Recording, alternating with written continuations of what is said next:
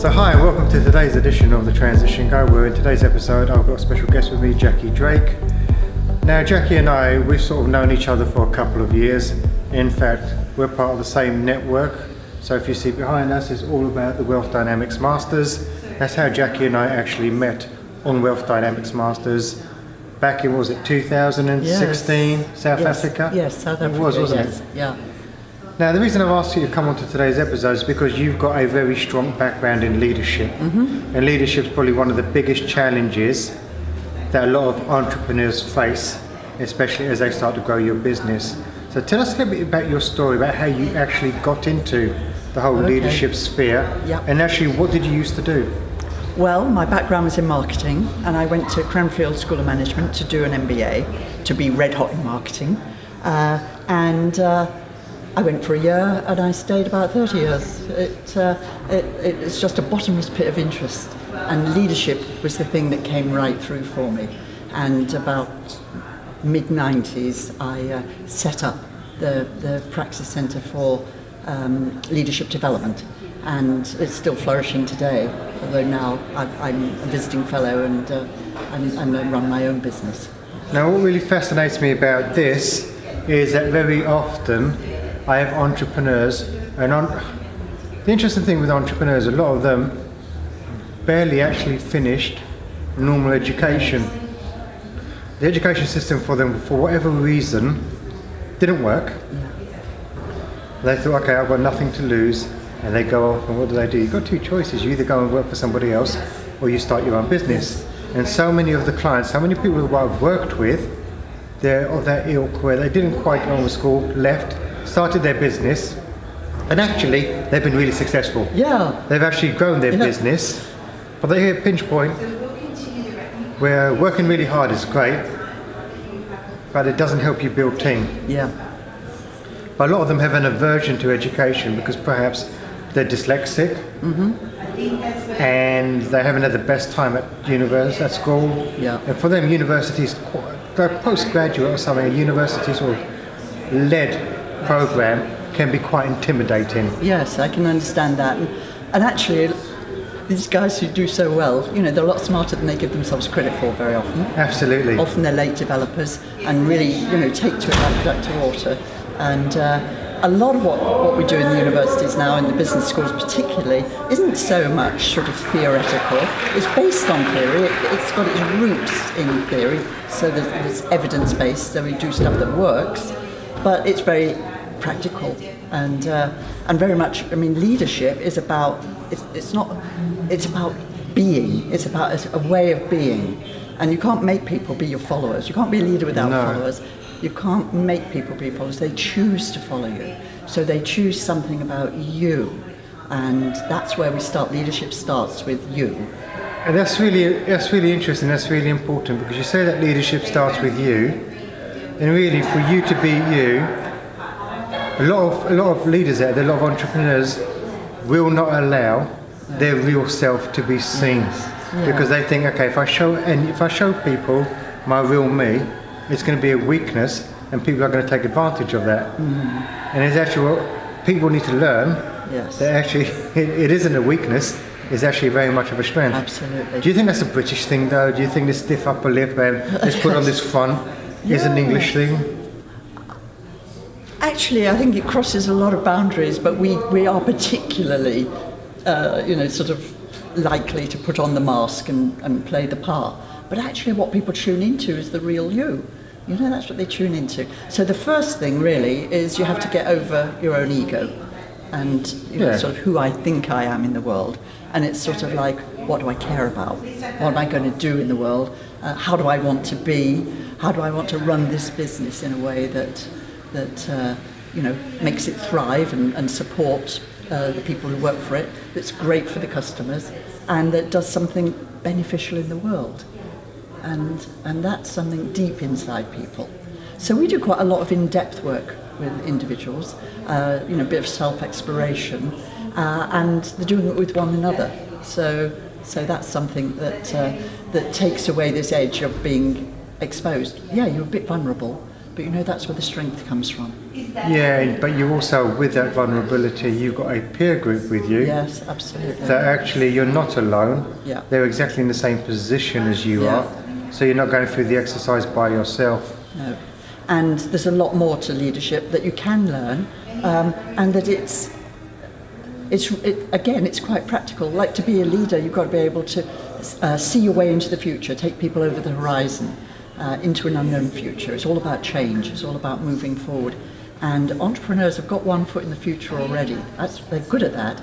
So some of the other people in business school courses will be from corporates. Now, corporates now need to be much more like entrepreneurs, or think like entrepreneurs. So this is a great exchange. Yeah. You know? So really, what the corporate people give the entrepreneurs, very often the structure and the process That's right. that they're totally missing. Yeah.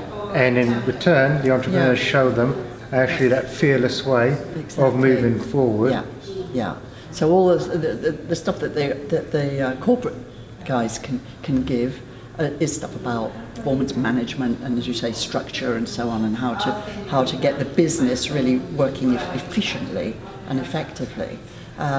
But it's an equal exchange, and you know, people get on really well together. They have a great time and they stay in touch afterwards. So that's really nice. I mean, another thing that all leaders need to be able to do is inspire other people and motivate them and align them to go in this difficult, scary route. And that is very practical. I mean, we use people from the theatre to help us with that, and it's a lot of fun. So I can imagine. Yeah. I think really we're at a special point in the world where, if you take 2003, that was the end of the industrial age. Yes. And then we moved into this whole new sort of knowledge worker age. And I think there's a lot of people still stuck in industrial age thinking, Yes. still trying to lead using industrial age methodology and techniques, which really doesn't work. It doesn't work at in all. today's No. marketplace. And you know, the millennials who are coming through are going to be half the workforce by 2020. You know, they don't choose to be led by people like that, the old command and control. No, they want to follow people. Yeah, and they want to be part of it, you know. Yeah. And I mean, leaders, one of the jobs of a leader is to create other leaders, create leaders at every level. Then you get a kind of network leadership, you know, where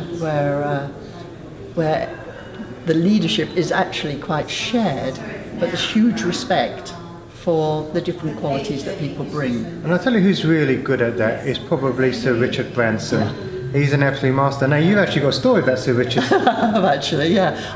My claim to fame, I guess, is that I turned him down. It was a long time ago, and it was in the early 90s. And I was trying to set up this really avant-garde sort of leadership approach to leadership, and the university was really a bit scared to go there. And I got so frustrated at waiting and putting forward ideas, and then they'd say yes, and they go no at the last minute. I had the opportunity to meet Richard Branson, as he was then, and I told him all about it, and he said, "This is fantastic." He says, "You've motivated me. I think you'll motivate the clients as well." Says, "We're going to do it," and you know, I came out walking on air.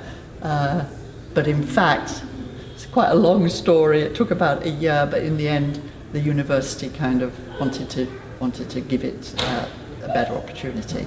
It was a better opportunity for me because it meant organic growth, as opposed to do it now. And we didn't really have the capacity to deliver at that time. I had 6 people working with me. I ended up with 60 people over a period of years building it up. And Well, Richard Branson is screwed, let's just do it. Exactly. He wanted to just go for it tomorrow, which was exciting. And my heart was with Richard, and my head was with the university. So I stayed on. And then about 10 years ago, I became independent. I'm still a visiting fellow. I still design and run leadership courses for them. But I also develop my own company called Cool Leadership. Cool Leadership. Now, what got you into Cool Leadership? Well, I just think there's a kind of leader that we need these days that people, I mean, what caught my attention was people said to me, "Do you know, I work for this really cool guy." What makes them so cool? I work in this really cool organisation. And sometimes there were small organisations, they don't have to be big. No. So when I looked at what is it that makes these guys and women so cool, I discovered there's a number of things, and that's what I now focus on, helping people to develop within themselves. And it's really making them more relevant to the people that they're leading. Yeah, absolutely. Absolutely. Really tune in, and then people choose to follow them. So you've got a way of actually identifying what kind of leader people are. Yeah. In fact, I've developed a kind of just a quick quiz that's on the website, so that actually identifies how cool you are. So, Peter, you need to have a go at this. How cool are you? Yeah, we'll find out, won't we? So if people want to take the test, where do they go? Well, if they go on the website, it's called cool-leadership.com. Okay, take the test. And take the test. It's really fast. It only takes a few minutes. You get instant response, and it really takes your temperature. And actually, truth is, cool leaders are a bit more future-focused than leaders from the past. And what we spend the last 2 days doing, we just take the stuff that Roger's doing. Yeah, he's been looking at what the future trends are, and actually, as leaders within business and industries, where do we need to be? Exactly, because it's changing so fast. Absolutely, our leadership style has to change, and the way we interact with people, all kinds of people, like globally, and the way in which we interact with our communities, with society, with the environment, it all counts. It's like ripples of leadership. I said it starts with you, but there's lots of ripples that come out from that. Then it's your team, then it's the organisation, then it's your local community, it's your customers, it's society, it's the environment, the whole planet. Leaders have a big impact. So what would you say to a lot of the entrepreneurs out there that perhaps are a little bit daunted by all of this? Yeah. It's something that they do need to do, something that leaders within their business, no matter how big, no matter how small they are, we all have to work on our leadership. Yeah. What piece of advice would you give them? Don't be afraid to be a leader. Don't be afraid to challenge your own leadership. Be sure to develop other leaders. And it's a lifelong learning. So how do they do that? How do they do that though? How do they start learning? Because a lot of these people haven't learned for such a long time. Well, there's lots of different ways of doing it. I mean, I operate in all the different medias. So we've got little mini videos that just pick on one particular point. Do workshops, do courses. There's lots of ways of doing it. And as soon as people are into a proper network of it, coaching is really important as well. There's more and more ways of getting involved. It's great to do face-to-face because you really total immersion. But at the same time, once you know people, especially, you can do masterminds, where it's sort of group coaching, where everybody supports each other and keeps the relationships going, share best practice, have fun. Fun's quite important. Fun's very important. Yeah. So things like the university courses, people really shouldn't be scared of that. Don't be scared of them. They're there for you, And in fact, they're much more. I mean, it used to be for business schools very corporate oriented, but now, the courses I'm running at Cranfield, it's a whole mixture. There's entrepreneurs. Some of them are even startups. There's big corporates. There's SMEs. There's not-for-profit, because we always give, try to make sure there's somebody from not-for-profit and give them a good deal on it, So and everybody is dealing with being a leader, having a team, And I think that's the key message from this, is that a lot of people, leadership is a really huge topic, but the reality is that business will only grow to your level of leadership. And your business may have the potential to grow, but unless you grow, your business will tend to be stuck where you are stuck. Well, if anything we discussed resonates with you, head over to boolkah.com and get in contact. Thank you very much for coming on today's episode, Jackie. And remember, failing to learn is learning to fail.